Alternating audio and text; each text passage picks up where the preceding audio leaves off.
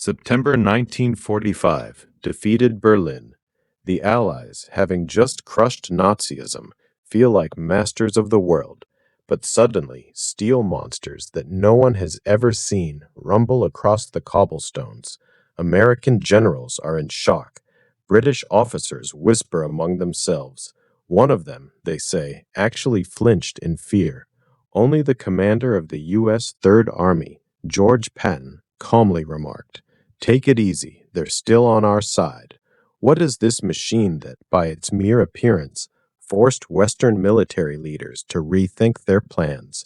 It's the IS-3, a legend that didn't make it to World War II, but shaped the future of post-war tanks for decades to come. Let's find out why. By the summer of 1944, Soviet designers realized that the King Tiger was a serious threat. They needed a tank that was not just powerful, but virtually invulnerable, and that's where a brilliant solution came in. Development began in Chelyabinsk in the legendary Tankograd, under the leadership of Nikolai Dukov and Mikhail Balzhi. Engineers analyzed battle damage from the Kursk offensive and discovered that the frontal armor took the most hits. Thus, the famous pike nose was born. The front armor was angled so cleverly that shells simply ricocheted off without penetrating. The frontal turret armor was up to 220 millimeters thick. The turret itself was a one-piece cast hemispherical shape, resembling an upside-down soup bowl.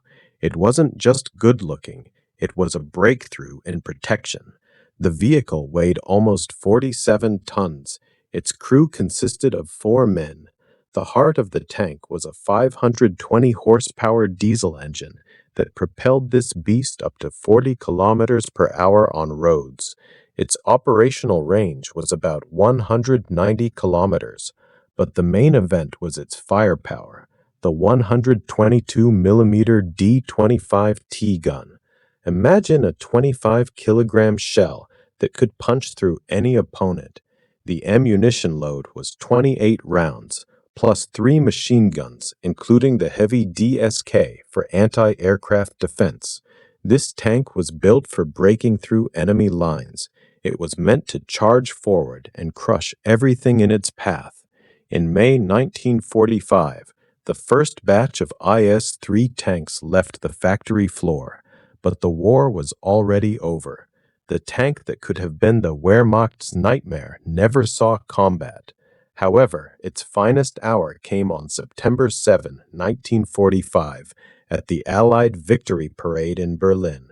Over 50 of these new machines were brought there, and when they rolled past the stands packed with Western generals, the effect was like a bomb going off. The Allies had nothing like it. American and British heavy tanks looked like obsolete scrap metal next to the IS-3. That parade was a powerful statement. The USSR had not just won, it was looking to the future. And here lies the main paradox.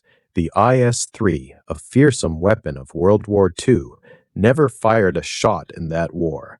Its first combat action only came in 1956, during the suppression of the Hungarian uprising.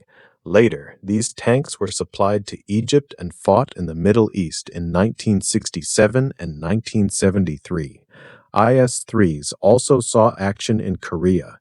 In total, over 2,300 units were produced, and they remained in service with many armies around the world until the late 1970s. But its greatest battle was the Battle of Mines and Engineering, a battle it won back in 45. The IS-3 is not just a chunk of metal, it's a symbol of the power and genius of Soviet engineers who worked at the absolute limit of human capability. It's a tank that, by its very appearance, changed the course of the arms race, forcing the West to build their own super heavies in response. It's a legend that missed the war but left its mark on history forever. And what do you think? Could the IS-3 have turned the tide of the war if it had appeared just a year earlier? Or was its role as psychological weapon even more important? Hit the like button if you want to see more stories